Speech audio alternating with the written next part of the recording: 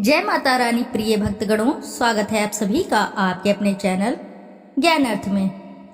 मैं कविता। आज आप रसपान करेंगे माँ संतोषी की पावन पवित्र व्रत कथा, शुक्रवार की व्रत कथा, जिसके रसपान से भक्त धन्य धान्य हो जाते हैं। यदि आपने शुक्रवार का व्रत रखा है तो भी, नहीं रखा है तो भी, इस कथा के रसपान से साधक के सभी मनोरथ शीघ्र ही पूर्ण होते हैं।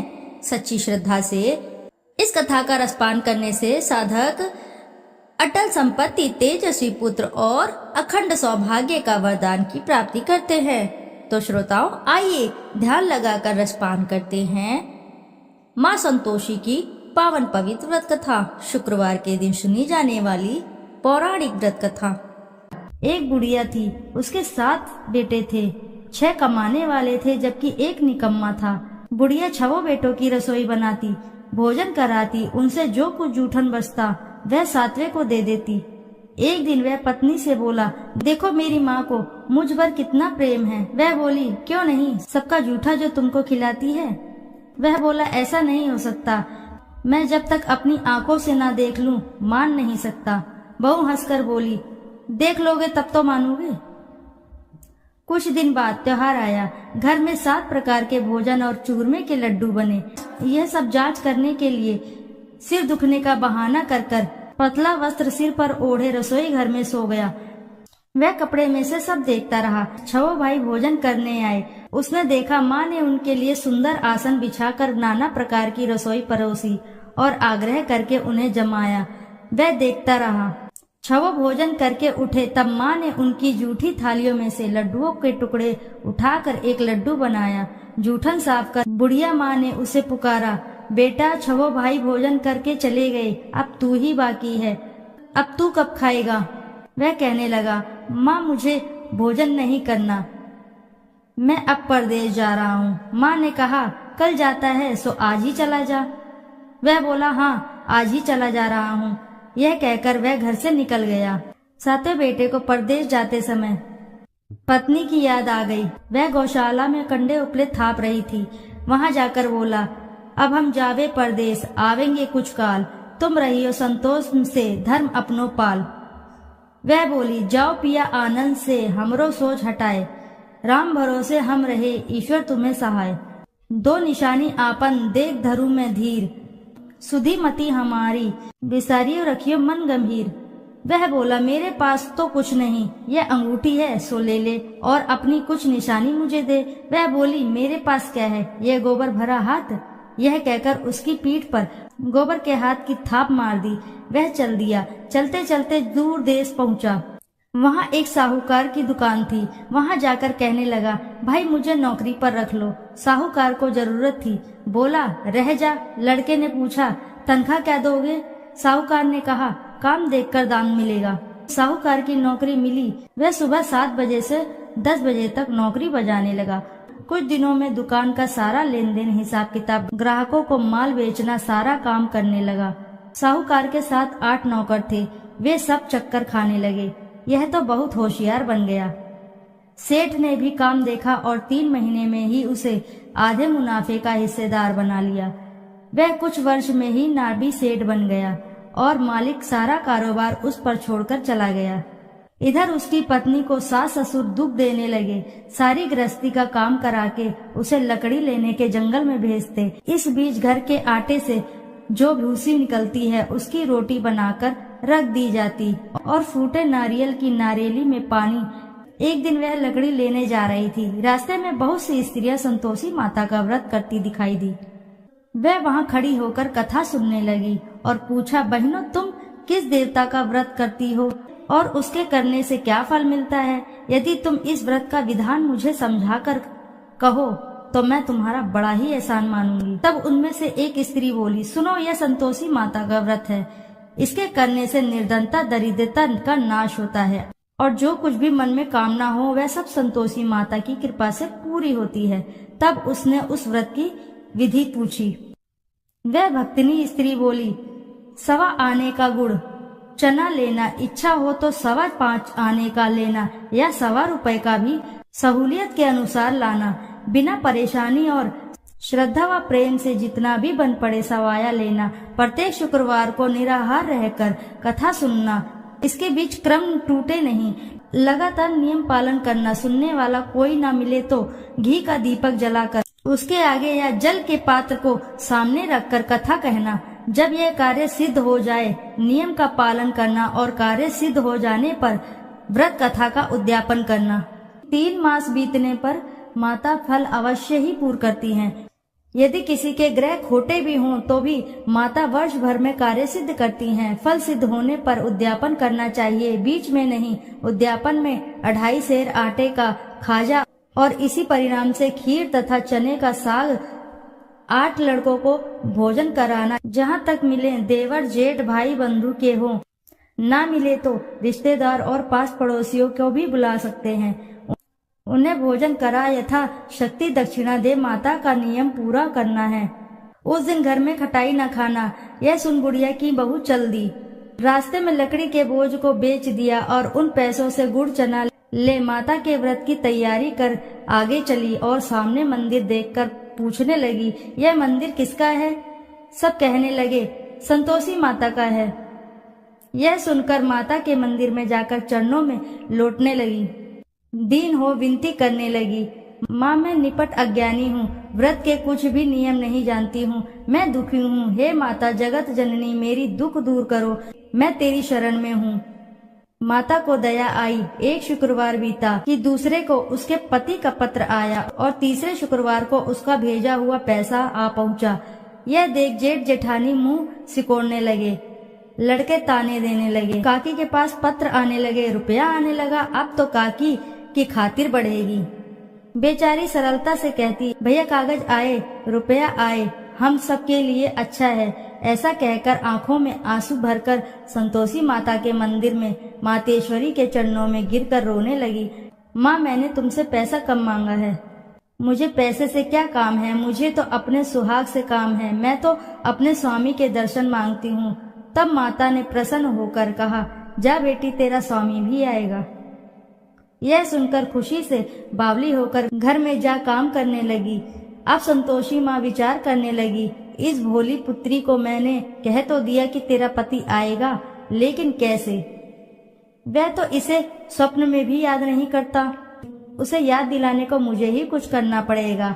इस तरह माताजी उस बुढ़िया के बेटे के पास जा स्वप्न में प्रकट होकर कहने लगी, साहूकार के बेटे सो रहा है या जागता है? वह कहने लगा, माता सोता भी नहीं जागता भी नहीं हूँ, कहो क्या आज्ञा है? माँ कहने लगी, तेरे घर बार कुछ है कि नहीं?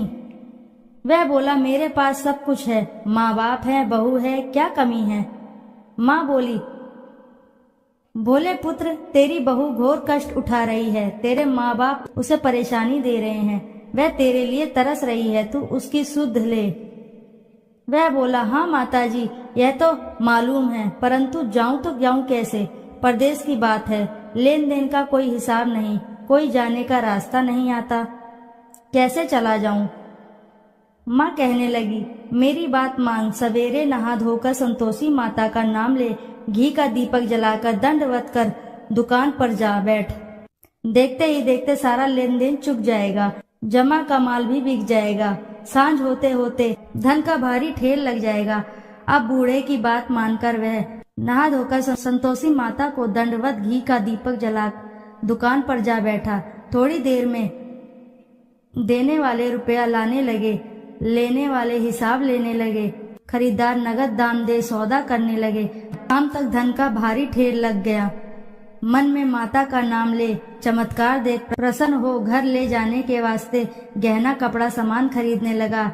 यहाँ काम से निपट तुरंत घर को रवाना हुआ। उधर उसकी पत्नी जंगल में लकड़ी लेने जाती, लौटते वक्त माता जी के मंदिर में विश्राम करती। वह तो उसके प्रतिदिन रुकने को जो भी स्थान ठहरा, धूल उड़ती हुई देख वहाँ माता से पूछती है, हे माता यह धूल कैसे उड़ रही है? माता कहती है, हे पुत्री तेरा पति आ रहा है, अब तू ऐसा कर लकड़ियों के 3 बोझ बना ले, एक नदी के किनारे रख और दूसरा मेरे मंदिर व तीसरा अपने सिर पर। तेरे पति को लकड़ियों का गट्ठर देख मोह पैदा होगा, वह यहाँ रुकेगा, नाश्ता पानी खाकर माँ से मिलने जाएगा। तब तू लकड़ियों का बोझ उठाकर जाना और चौक में गट्ठर डालकर जोर से आवाज लगाना, लो सासू जी लकड़ियों का गट्ठर लो, भूसी की रोटी दो, नारियल के खोपड़े में पानी दो, आज मेहमान कौन आया है। माता जी से बहुत अच्छा कहकर वह प्रसन्न मन से लकड़ियों के 3 गट्ठर बनाई, एक नदी के किनारे पर और एक माता जी के मंदिर पर रखा। इतने में मुसाफिर आ पहुंचा। सूखी लकड़ी देखकर उसकी इच्छा उत्पन्न हुई कि हम यहीं पर विश्राम करें और भोजन बनाकर खा पीकर गांव जाएं। इसी तरह रुक कर भोजन बना विश्राम करके गांव को गया। सबसे प्रेम से मिला। उसी समय सिर पर लकड़ी का गट्ठर लिए वह उतावली सी आती है। लकड़ियों का भारी बोझ आंगन में डालकर जोर से 3 आवाज देती है, लो सासू जी लकड़ियों का गट्ठर लो, भूसी की रोटी दो, आज मेहमान कौन आया है। यह सुनकर उसकी सास बाहर आकर अपने दिए हुए कष्टों को भुलाने हेतु कहती है, बहू ऐसा क्यों कहती हो, तेरा मालिक ही तो आया है, आ बैठ, मीठा भात खा, भोजन कर, कपड़े गहने पहन।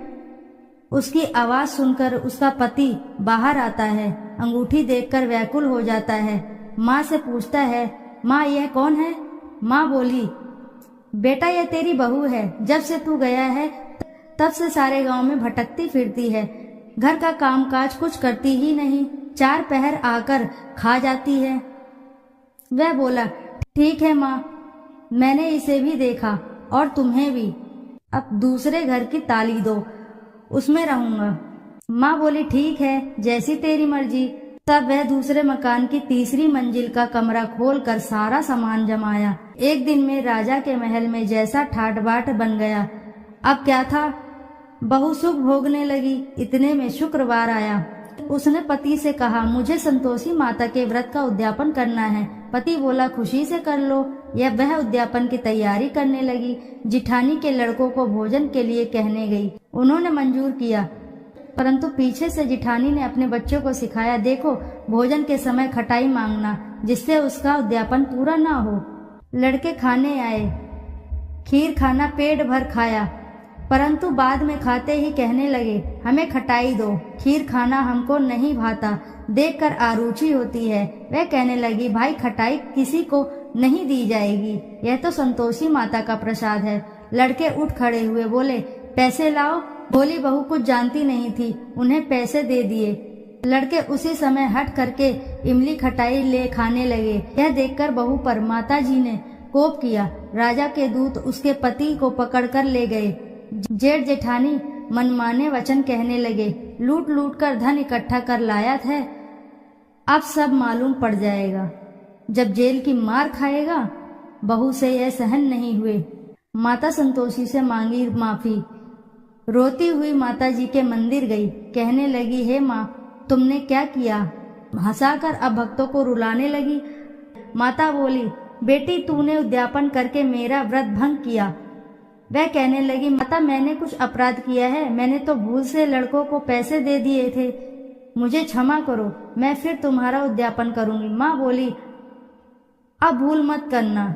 वह कहती है, अब भूल नहीं होगी। अब बतलाओ वे कैसे आएंगे। माँ बोली, जा पुत्री, तेरा पति तुझे रास्ते में आता मिलेगा। वह निकली, राह में पति आता मिला। वह पूछी, कहाँ गए थे। वह कहने लगा, इतना धन जो कमाया है उसका टैक्स राजा ने मांगा था, वह भरने गया था। वह प्रसन्न हो बोली, भला हुआ, अब घर चलो। कुछ दिन बाद फिर शुक्रवार आया। फिर किया व्रत का उद्यापन। वह बोली, मुझे फिर से माता का उद्यापन करना है। पति ने कहा, करो। बहू फिर से जेठ के लड़के को भोजन को कहने गई। जेठानी ने 1-2 बातें सुनाई और सब लड़कों को सिखाने लगी, तुम सब लोग पहले ही खटाई मांगना। लड़के भोजन से पहले कहने लगे, हम खीर नहीं खानी, हमें हमारा जी बिगड़ता है, कुछ खटाई खाने को दो। वह बोली, खटाई किसी को नहीं मिलेगी, आना हो तो आओ। वह ब्राह्मण के लड़के को लाकर भोजन कराने लगी। यथाशक्ति दक्षिणा की जगह 1-1 फल उन्हें दिया। संतोषी माता प्रसन्न हुई। माता की कृपा होते ही 9वें मास में उसके चंद्रमा के समान सुंदर पुत्र प्राप्त हुआ। पुत्र को पाकर प्रतिदिन माता जी के मंदिर को जाने लगी। माँ ने सोचा, यह रोज आती है, आज क्यों न इसके घर चलूं। यह विचार कर माता ने भयानक रूप बनाया। गुड़ चने से सना मुख, ऊपर सूंड के समान होठ, उस पर मक्खियां भिन्न भिन्न कर रही थी। देहली पर पैर रखते ही उसकी सास चिल्लाई, देखो रे, कोई चुड़ैल डाकिन आ रही है, लड़को इसे भगाओ, नहीं तो किसी को खा जाएगी। लड़के भगाने लगे, चिल्लाकर खिड़की बंद करने लगे। बहू रोशनदान में से देख रही थी। प्रसन्नता से पगली बन चिल्लाने लगी, आज मेरी माताजी मेरे घर आई हैं, वह बच्चे को दूध पीने से हटाती है। इतने में सास का क्रोध फटा। वह बोली, क्या उतावली हुई है, बच्चे को पटक दिया। इतने में माँ के प्रताप से लड़के ही लड़के नजर आने लगे। वह बोली, माँ, मैं जिसका व्रत करती हूँ यह संतोषी माता हैं। सबने माताजी के चरण पकड़ लिए और विनती करने लगे, हे माता, हम मूर्ख अज्ञानी हैं, तुम्हारे व्रत का विधि विधान हम नहीं जानते, व्रत भंग कर हमने बड़ा अपराध किया है, जग माता आप हमारा अपराध क्षमा करो। इस प्रकार माता प्रसन्न हुई। बहू को प्रसन्न होकर जैसा फल दिया वैसा माता सबको फल दे। जो पढ़े उनका मनोरथ पूर्ण हो, सभी की मनोकामनाएं पूर्ण हो, सभी के कार्य बनते चले जाएं। बोलो जय संतोषी माता की जय।